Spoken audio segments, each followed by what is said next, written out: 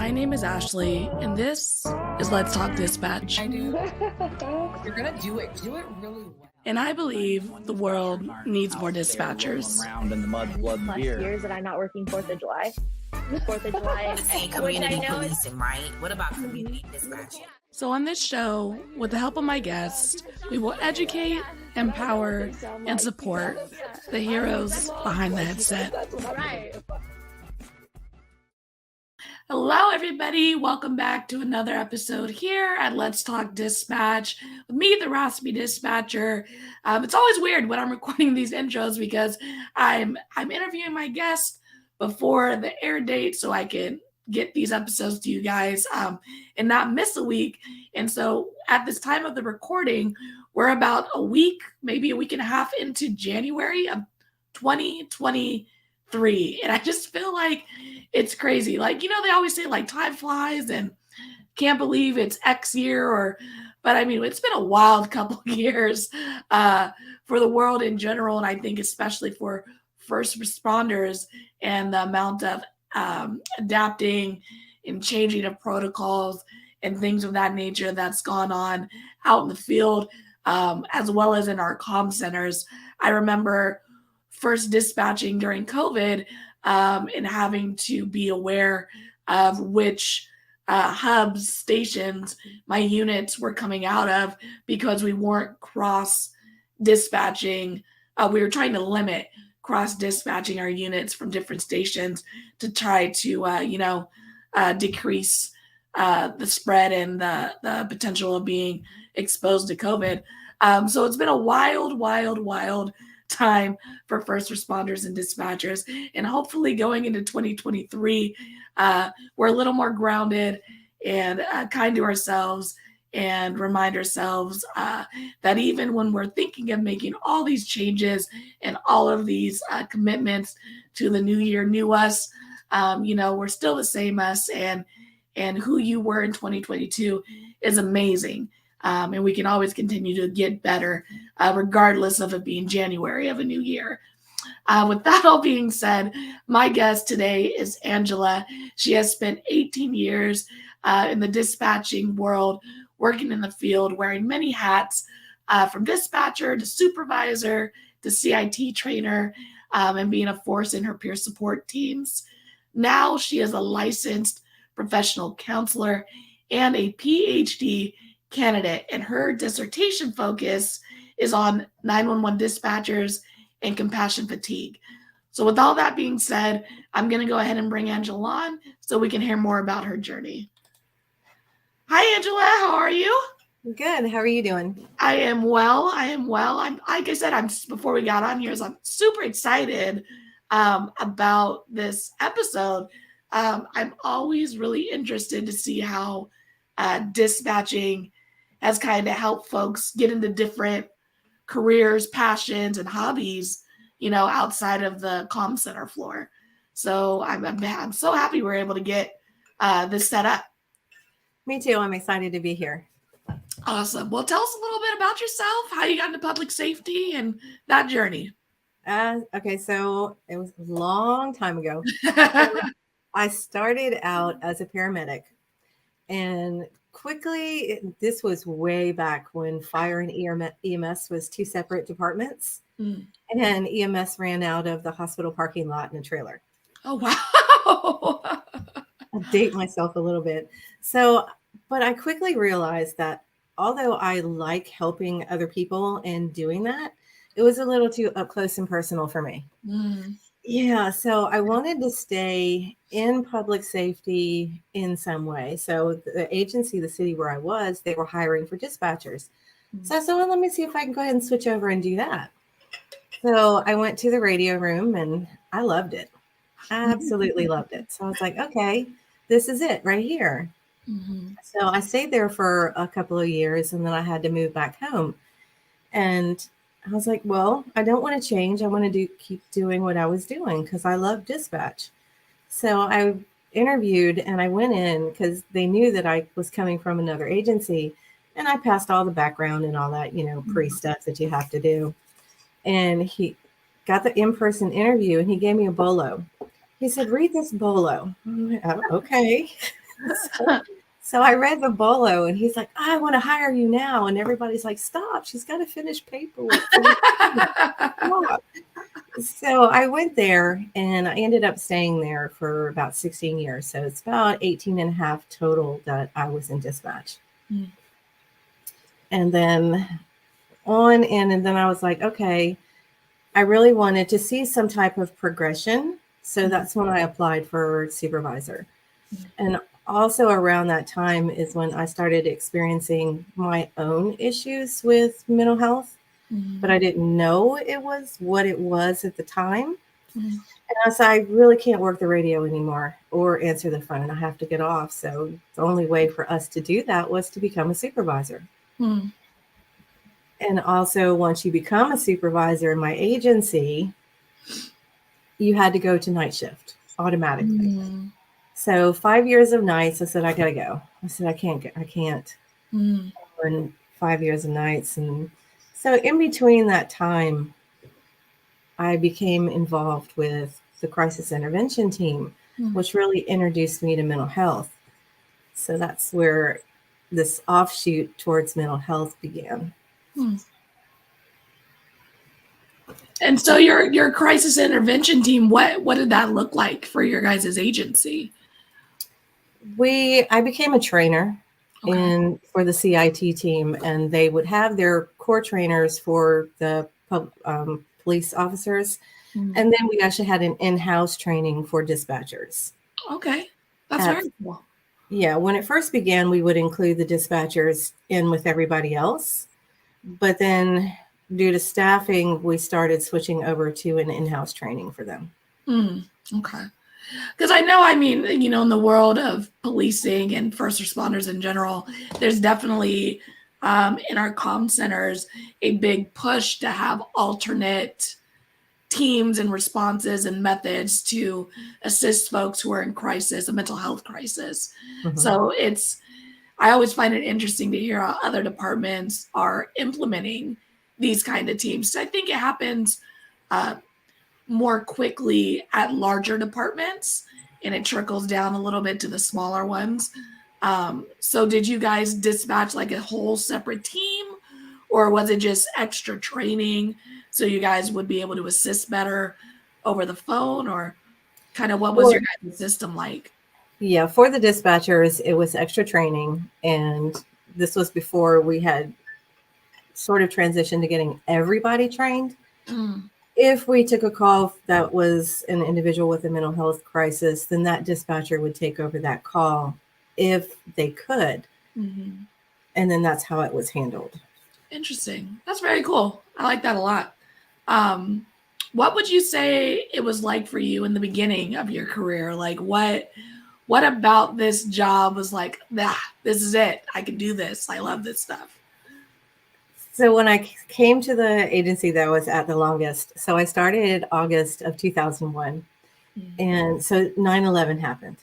Wow. And it was busy. It was that fast-paced, the day is never the same as the day before. Wow. I like that transition and being able to talk to people in crisis and to help them. And also working the radio because we were cross-trained in both. Call taking and dispatch. And, some dispatchers gravitated towards fire and EMS, and then some towards PD. I was definitely PD. Yeah. Interesting. It was busy. And, I liked, we could tell, who else can tell an officer what to do besides their chain of command, right? That is true. It's like dispatcher, then chain of command. Like, don't make me call the sergeant. Don't give me that attitude. Exactly. Are you refusing this call? Wait, what? 10-9? Was that attitude I heard? Reset yourself, sir. Or ma'am. Don't make me have you do traffic control out in the rain all day. Right? Paper call. So that was it for me. It was just the helping others and that excitement of everything that came in. And then at the end of September, we had a line of duty death. And I was able to see that too, how everybody in the agency came together as a team and really helped during that time.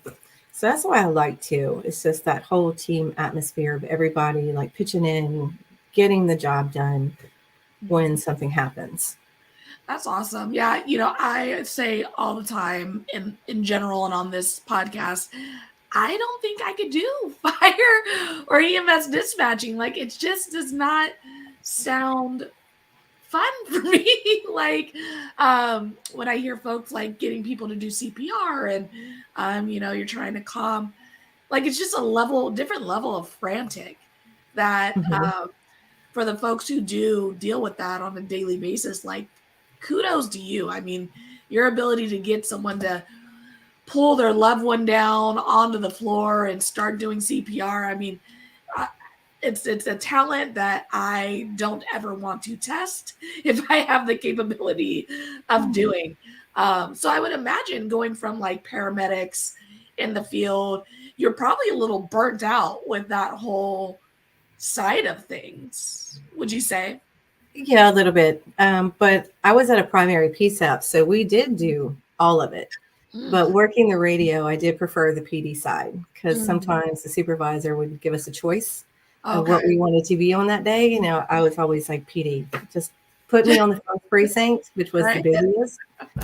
And that's where I would prefer to stay. But oh man, that's awesome. So 18 years as a dispatcher, a little bit of time in the field with EMS, now a licensed professional counselor and PhD candidate. Props to you, man. PhD, like that. I say all the time to my fiance, I'm like, I don't know who's going to piss me off enough for me to go get my PhD just so they can call me doctor at the end of the day. But right. I mean, that's a heaping commitment, PhD and dissertations. What kind of made you go for that and want to do that research, on this topic of compassion fatigue and 911 dispatchers? Well, it's all a combination of several factors that occurred throughout my career. One is my own issue with compassion fatigue and not knowing what it was because people didn't talk about it. I went to my first ABCO when I first started, and I went to one of the presentations on stress. And I was like, it has to be more than stress. This can't be just stress. So I started doing my own research and looking into what was going on because even the individuals that started in my own academy, I started noticing changes. Like after the first year, everybody wasn't the same as they used to be when they first came in. And then I'm looking at the senior dispatchers that have been there for a very long time and wondering what was going on.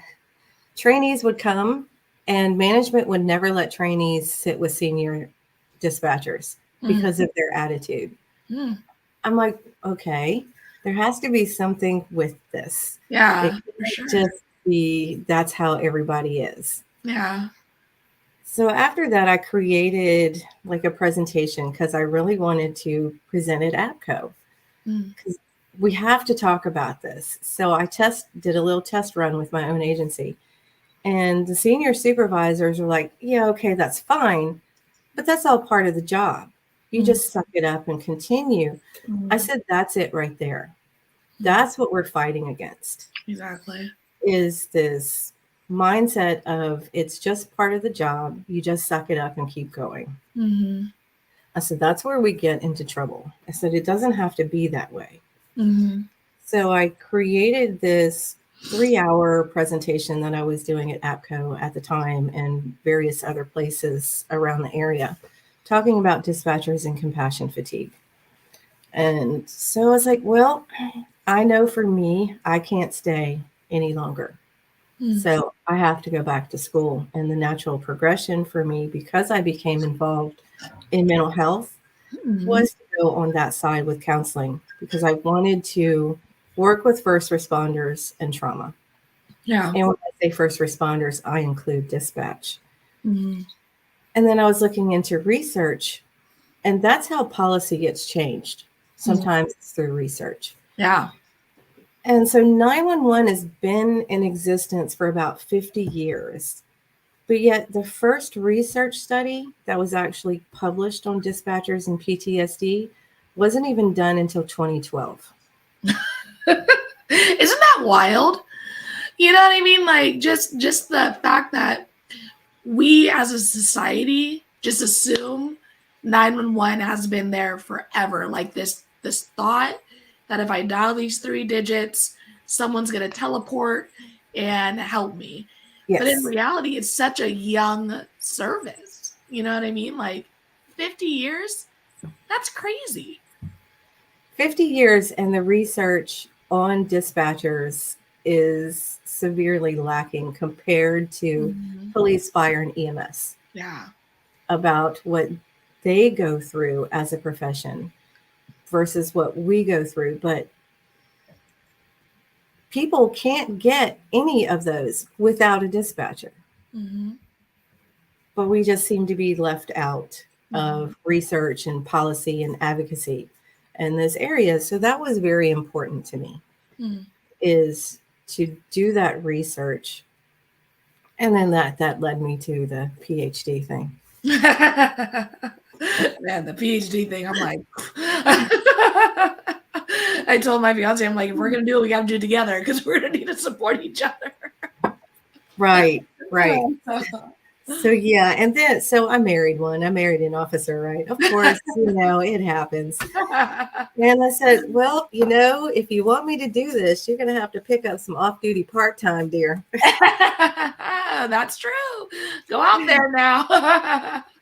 Yep. I'll pack your lunch, sweetie. Don't worry. Here you go. Well, that's awesome. And I mean, I had never heard that before, that the first, published research was 2012. I mean, that's, I've done a lot of schooling and I've lived in these, peer edited articles and stuff like that. And just the fact that, one of the reasons that I started this whole Raspy Dispatcher thing was because I had got my degrees in criminal justice and always knew I wanted to be in law enforcement. Thought I was going to go patrol, the classic story. I got my master's in administration of justice as well. And then I became a dispatcher, and I was just like, I just spent myself a lot of schooling, a lot of papers, a lot of research on this field, and not once. And I even look back through my old textbooks because I'm that person. I keep my old textbooks that are related to my field of study, blah, blah, blah.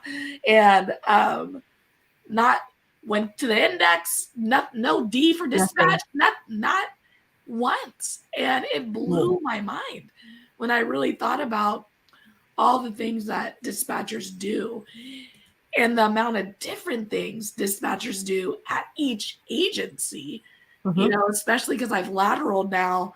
I'm doing way different stuff than I was doing at my first agency. And it blows my mind that we're often left out of these conversations so much. Yeah, definitely. We are. And I know dispatchers are not seen. We're in bunkers somewhere without windows. Oh, okay. Can we talk about the not window thing? Because both of my agencies had windows, right? And so I posted a reel and was like looking out the window, like looking for my relief 5 minutes into shift, something like that. And all of my comments were like, you have windows? I can't believe you have windows. Windows must be nice. And I was just like, okay, we got to bring us out of the dungeons, it's so true. It's such a thing. One of the cities here just had a building just for them built, and they have windows. I had to drive by and look at it to see what it looks like with windows. Oh my God, is this real? I know. It's like, wait, I'm in a bunker with carpet on the walls. The carpet wall thing, that's totally a thing too. My old agency, they said before they built the new comm center or whatever, that their dispatch center had the wall carpet thing. I don't know why. Something that's used 24/7, that's got to be dusty. I mean, oh, it's bad. It is so bad. Oh my God, that's so funny. Yeah, the window thing. I'm sorry, I probably cut you off with the window thing. Oh no, You wanted to finish, but that was so real. it is. It is. Oh, and then night shift, we used to like it. The lights down, day shift would come in, bright lights, Mhm. and it's always freezing. And then we had spiders dropping from the ceilings. And Wild. so, It's yeah. wild. It's funny because I'm traditionally a graveyarder. I've worked graveyard majority of my career at this agency. We switch every 4 months. So and we're not allowed to sign up back to back to back. So you eventually get bumped. If you like graveyard, you eventually have to work a day shift. So last shift cycle, I ended up working days because I got bumped onto it. And then this shift cycle, weekend off was available with days. So I was like, well, I might as well just do it for 8 months because I already had to do it. So I got weekends off. But me and my partner, we both got bumped onto days from Graves, and Graves is traditionally what we are. So even during the day, all the lights are off. All of our blinds are closed unless it's a stormy day, which has been stormy in California. That's when we open the windows. Yeah. And my lieutenant would walk in. He's like, I can't see anything. We're like, you can turn that light on. Make sure to turn it off on your way out. They're like, it's a dungeon in here. I'm like, pull up a chair. We're chilling in here. Yeah. We fear the light as graveyard dispatchers. Yeah, definitely do. But yeah, we're not seen or heard often when it comes to research. So that's why it was important to me is to sort of come back to the research. Mm-hmm. So let's talk about compassion fatigue. Mm-hmm. It is definitely something, I feel like it's something I'm hearing used more often the more I'm getting into these spaces. So I would imagine it's something that folks who are just going to the work, doing the job, and not really branching out into these areas are hearing enough of. Mm-hmm. Because I'm just starting to hear about it, and I'm making all these connections and doing all these things. And but what is compassion fatigue specifically, and how does it relate to us as dispatchers? So the term actually compassion fatigue was coined as a phrase for the cost of caring. Mm-hmm. And it was created as a less stigmatizing word for secondary traumatic stress.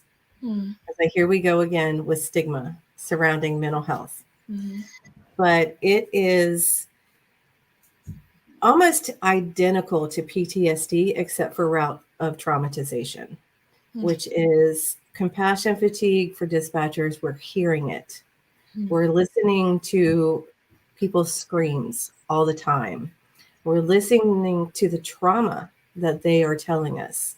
And then that's what we keep with us is their stories.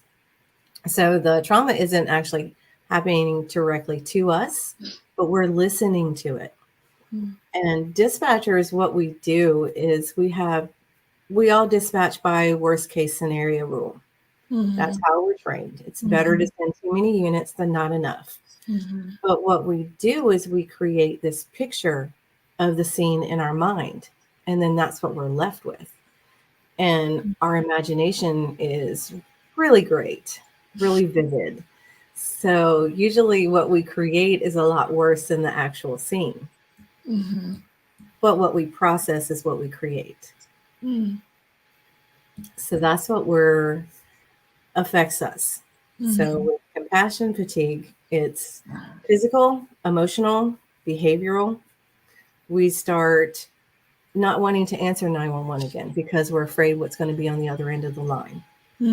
Or we don't want to work the radio because might be anxiety about what type of calls are going to come in. Difficulty sleeping, which we're shift work. I mean, how can you tell? That's true.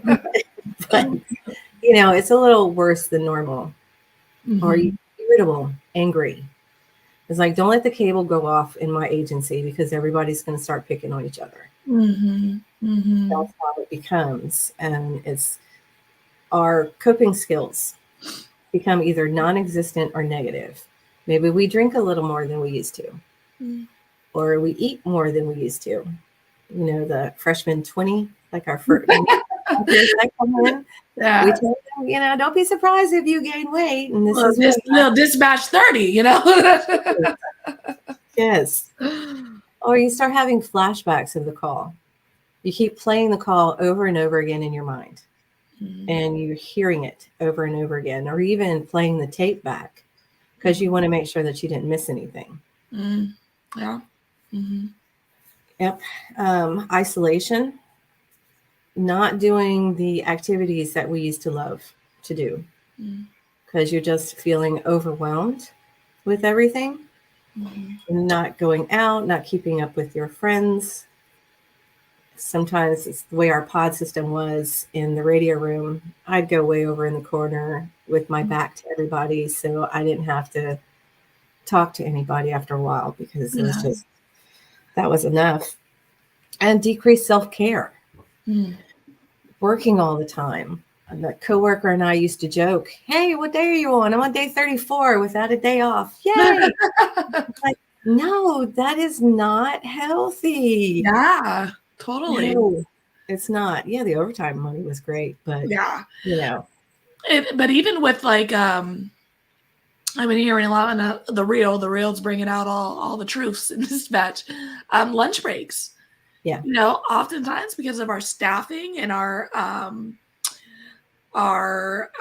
situations that we have in our comm centers, people are not taking lunch breaks, either because they're not wanting to, or there's a fear of not being in the room when the thing happens. And, Yes. you know, like all of that, I mean, all that plays into our self-care. We have to be able to step away. I mean, whether to get air because we have no windows or to just, you know, be able to use the restroom without worrying something's going to happen. You have to run back to your console. So no, that's true. Or what we would do is we were so short sometimes that we would actually offer an hour overtime if they would not take their lunch break. Yeah. So that also plays into it too. And you're right, is because of staffing, when you take a traumatic call, you don't step away. You either can't because of staffing or don't want to because you don't want to miss what happens with that call. Or it's not even recognized and, you know, you just do your job and answer the next 911 call.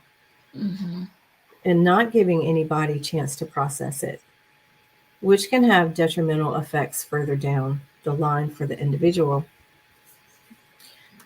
It's just the stigma associated with it, is thinking that this call affected me and it shouldn't because it's my job, which is not true because we're human first. And some things do impact us. And I think adding on to that, and, you know, for those who are doing this job, thinking about doing this job, what's going to affect you is not going to necessarily affect me.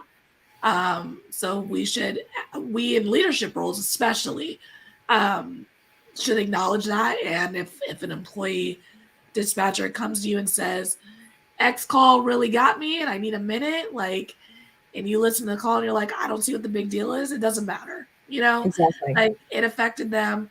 Give them that space, give them that opportunity, give them that support, as well as it's not always the big one, right? Like here in California, we're always waiting for the big earthquake. It's not always about the big earthquake. It's all the little ones that are causing the shakes, and then one hits and creates a big reaction for you.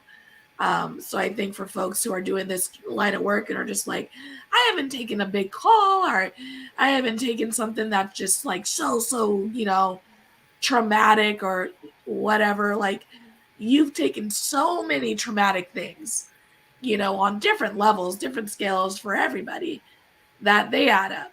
And I think that's important for us to acknowledge and understand that if you're feeling it, like it doesn't have to be this big incident.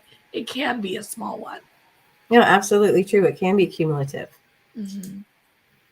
It can be years of small ones.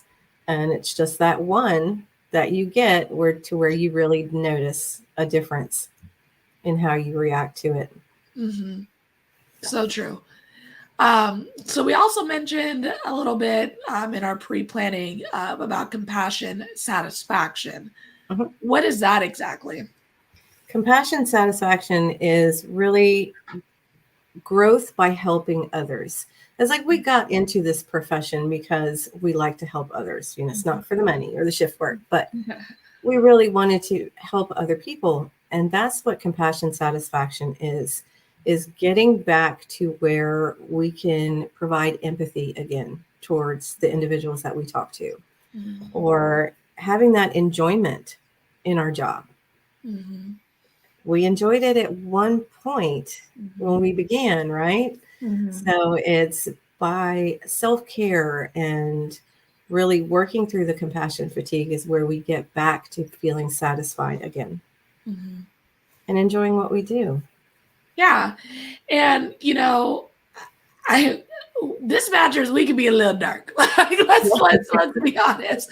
We take this really, really wild call and we're like, well, it's a Monday, like, and it's just and I think that definitely probably plays into our compassion and satisfaction. It's like Mhm. we're we're in our core, we want to help folks. But if your thing's coming on the 11th hour of my shift, you're calling me on my 11th hour. I spent 11 hours with folks who maybe aren't having emergencies or calling 911 or, dumping on me about civil issues that really got nothing to do with us. It's kind of hard to have that. My favorite civil issues are like the neighbor feuds. They're like, Billy took my trash cans and moved them so he could park his car on the city street. those are Right. those are those are quite my favorite. But if I just spent 11 hours dealing with those things, and then on the 12th hour, a legit, emergency comes in, like it's hard. It's hard to keep that level of help, response, compassion Mhm. for that 12th hour call, right? Yeah, it really is. Um, you said that one. It reminds me of you didn't give me my crack. I want my money back. Oh, What? yes. I worked in Sacramento for my first 4 years of my career, so it was wild out there, right? And I remember getting one of those calls. I'd like to report a theft. You're like, hey, what happened? I happened over here. Oh, what happened? Well, I gave him $20 for weed, and he gave me fake stuff or whatever. I'm like, you're wanting to report that your drug dealer didn't give you the right illegal Right. drugs? Yes. You tried to get him to get it. Like, you want to report this to the police department? Yes. Yeah. Oh, okay. I'll let her call for an officer to come talk to you.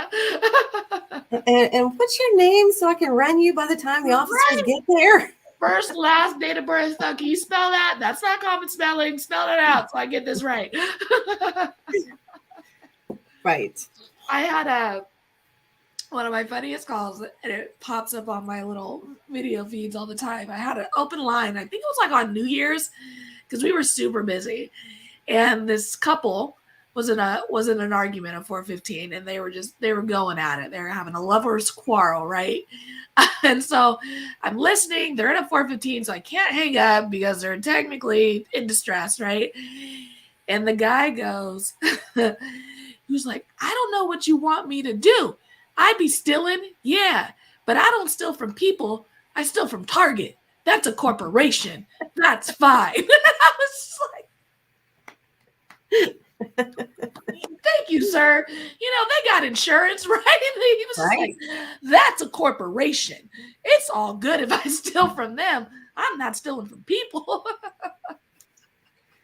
Oh, I know the calls.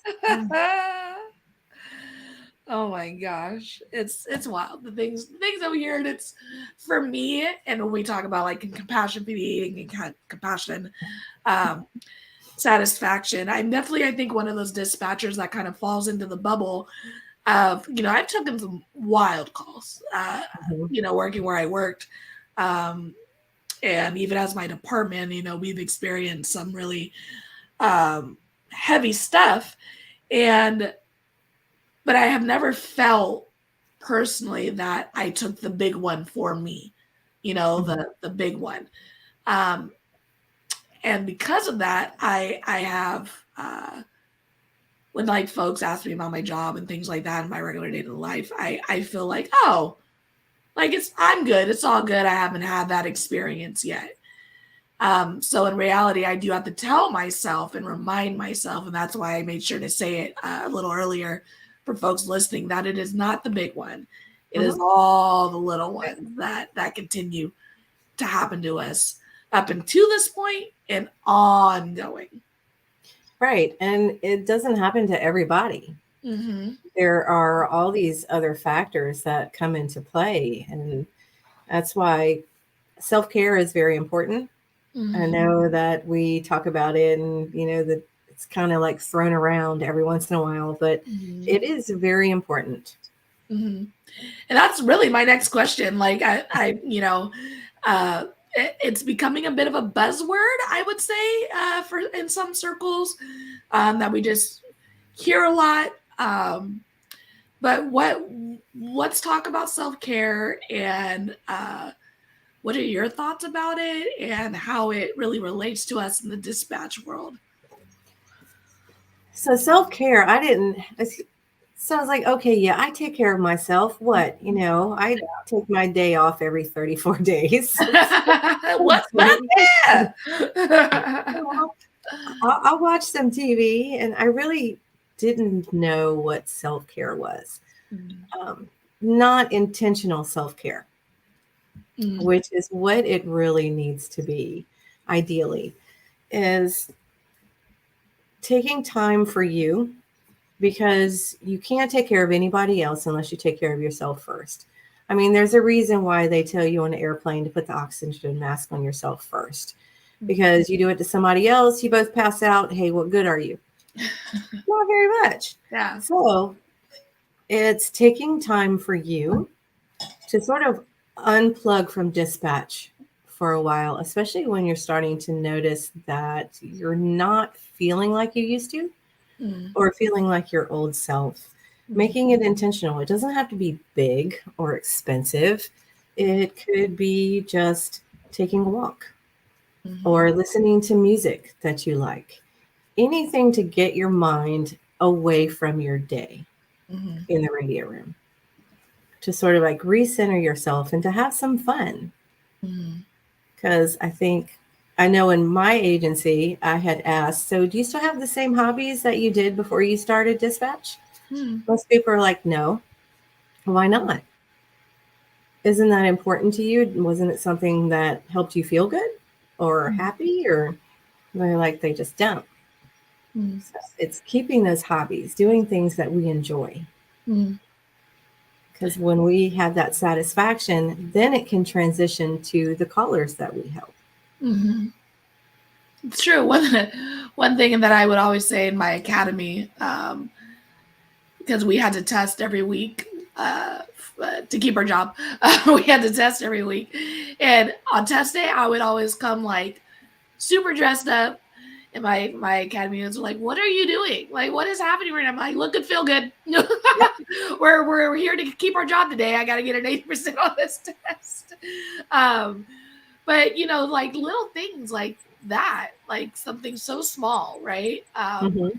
And when we're in a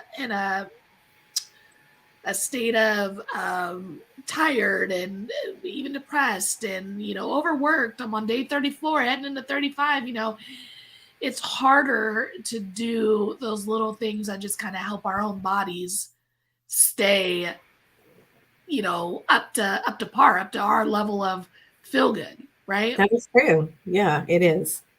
It really is. And Yeah. then in dispatch, anyway, we do like the emotion code coping, which is adopted from the military. So if we do get a distressing call, we compartmentalize and kind of shove it down in our brain. Mm-hmm. We don't want to think about it, but it'll come out eventually. And it usually comes out in a negative way, Mm-hmm. which is where we start eating too much, or we're not sleeping right, or we're becoming irritable at our partner or family. Mm-hmm. And it's taking the time for the self-care so we can put our emotions sort of like back where they belong, Mm-hmm. Mm-hmm. and not shoved in little compartments in our brain. Mm-hmm. So what would be, in your experience, in your thoughts, how can someone really identify what self-care looks like for them? Because I would say like I had my trainer at my agency, she loved to run. That woman was a 10-mile runner on the lunch break, and I was like, I could maybe give you a mile. Maybe, as a former collegiate athlete, I can maybe give you a mile. I don't. So her self-care was, 10-mile run on her 30-minute lunch break. For me, I was like, I'll bust out a mile for you. So it all looks different for each and every one of us, right? So what are some ways maybe that you've used in your personal life or could suggest for someone to kind of figure out what that looks like for them? What it looks like is anything that brings you joy or happiness in that moment, Mm. to where you start feeling like you again and not the dispatcher. Mm. And I think the in that moment phrase is excellent because it can change, right? Mhm. It can really change. I know when I was a kid, I read a lot. I read a whole bunch. And then I went to school and I got over reading really, really fast. I'm like, I've been reading these textbooks for years now. But now I'm finding the joy in reading again. Like I'm reading, I'm knocking out books left and right again. So I think as people and in our, our journey through our lives and the point we are, where we are, when we're there, like it's always going to look different and it's always going to be subject to change. So I think being aware of that is also helpful. And because I think it can be really frustrating trying to find our old selves. Mhm. 20-year-old athlete Ashley who worked out 4 times a day is not Right. doing the same sets in the gym as 32-year-old Ashley. Right. It used to be the gym, and then now it's like, for me, it's a cup of coffee. Just alone time Yeah. with coffee. So Just true. to breathe, not think about school or anything else. Mhm. Is just that time just to be still. Yeah. And I And think breathe. even this week, I would say this week wasn't a terribly busy week for me at my agency. Trauma-wise, I mean, we're busy because of the weather here in California. It rains, it pours, it seems. And I remember my fiance was like telling me about this story about her work and things like that. And it was taking forever to get to the main plot. And I was like, for 20 minutes, I could feel it in my chest, like, oh my God, we need to move faster. Like I've spent, 2 days listening to people yell at me about floods and rain and storm drains and da da da da. And like I'm here for you, baby, but I need and I even told her, I was like, hey, I need you to move a little faster. You're losing me. But these things happen for us, right? Yeah, they do. Yeah, they do. But no, self-care doesn't have to be anything big or extremely involved.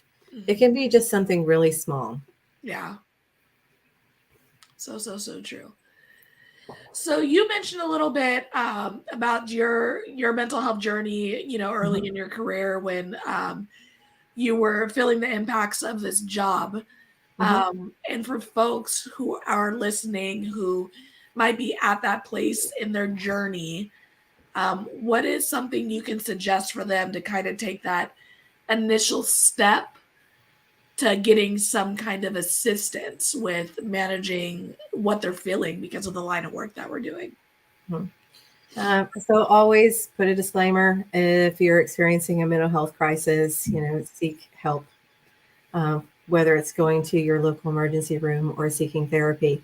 But if you're just starting to notice that you're not yourself and you wanted to either talk to somebody through mental health, which I would highly recommend. Even therapists have therapists. We do.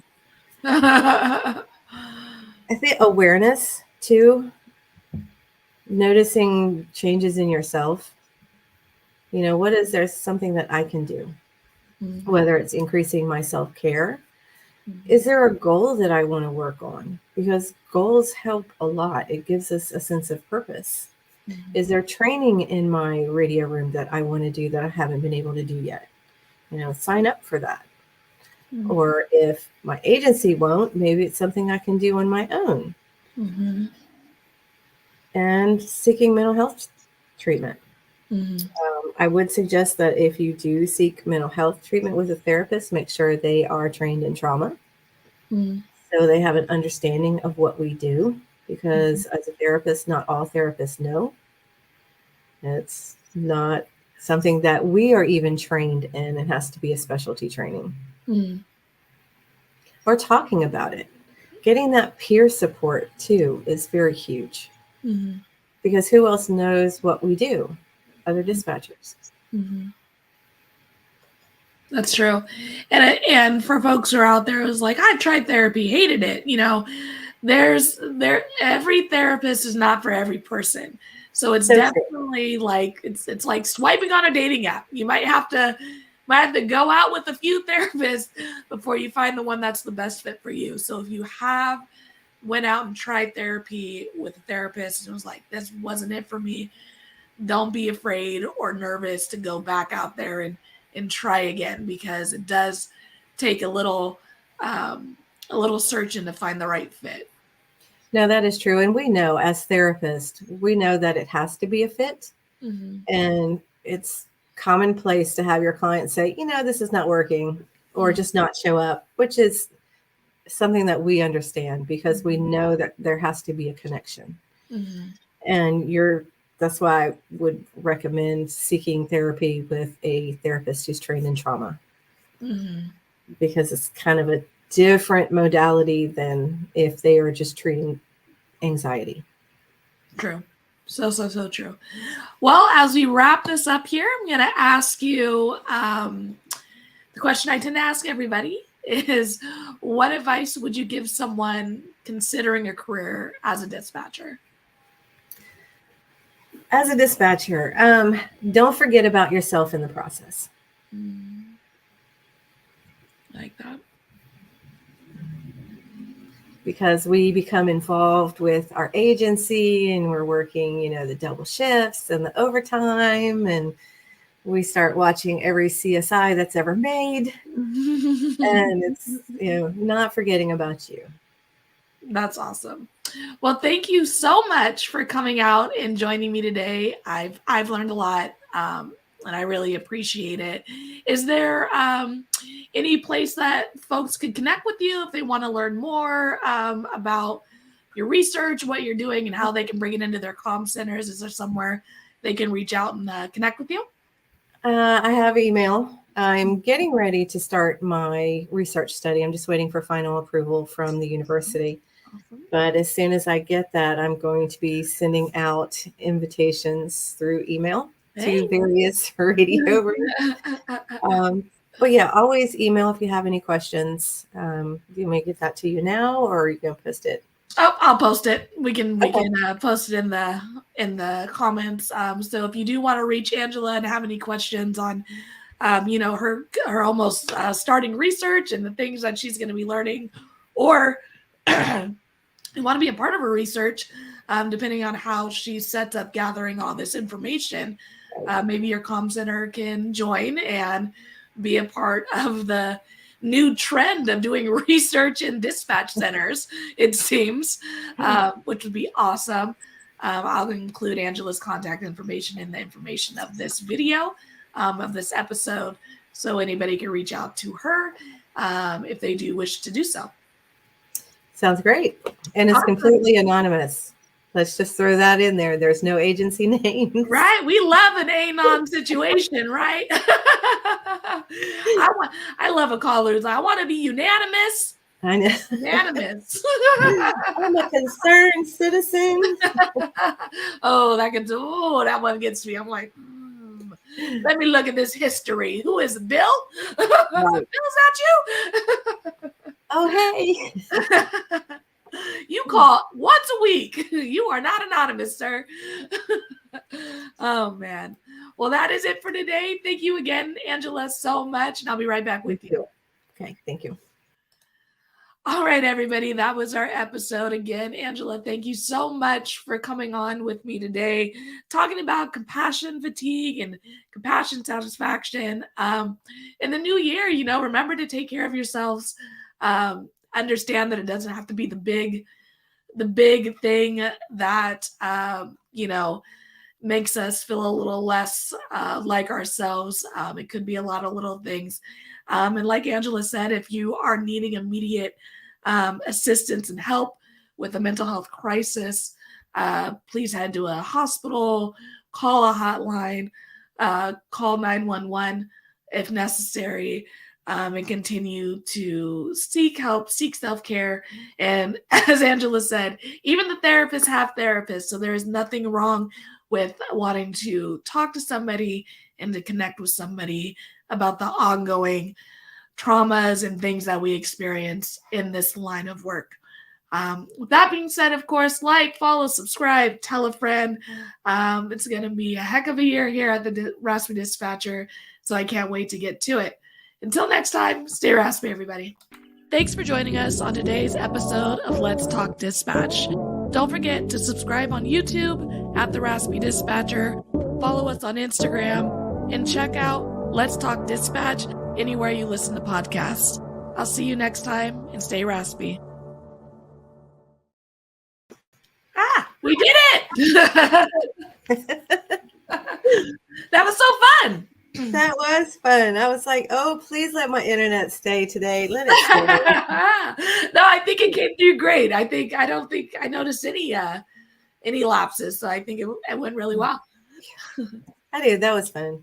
Thank you for having me on the show, though. Yeah, of course. And any way I can help with your research or any connections I could give you. I know I'm pretty close with First Responder Wellness and Casey and maybe Ryan and Jim Marshall over at the 911 Institute.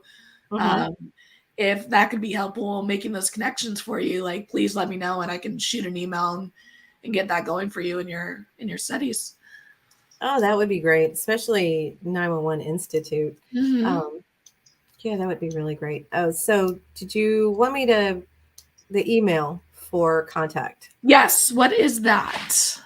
It's John 209 at ODU edu. Yep. Okay, perfect. I'll include that in there. And then, I can definitely send an intro email to 911 Institute. Yeah, I'm just surprised at just the lack of inclusion. It's like, what is wrong with you people? It's wild. It really is. It is one of those things that really astonished me about this line of work, especially like you said, like, officer ain't getting no help if they don't talk to me first. So whether an officer sees something, they're saying something to me. If a caller sees something, they're saying something to me. I am consistent in this response. Whereas the officer only gets added when I add them. So it's definitely a crazy reality, but I do feel it's a good time to be dispatchers and working in this field, because I do think we're coming more and more and more to the forefront. Yeah, I do too. So in California, are y'all included as public safety? We are first responders Oh. as of 2 years ago. Oh, see, we're not. You guys aren't out there? Nope. And that surprised me too. I feel like only, God, I looked at it the other day, 20 maybe states have pushed it through, a very small number. Yeah. And it's just wild that fight's still going on as well. I mean, I thought it was crazy that it was so recent here, but it's crazy. It really, really, really is. Yeah, we're still having that fight, and we're still having the fight of getting CISM to include dispatchers in peer support. So even after all this time. Yeah, I think we just passed a bill here that pushed dispatchers into a new bracket where they could have an easier time receiving those like PTSD benefits and things like that. So, I mean, we're slowly making our way,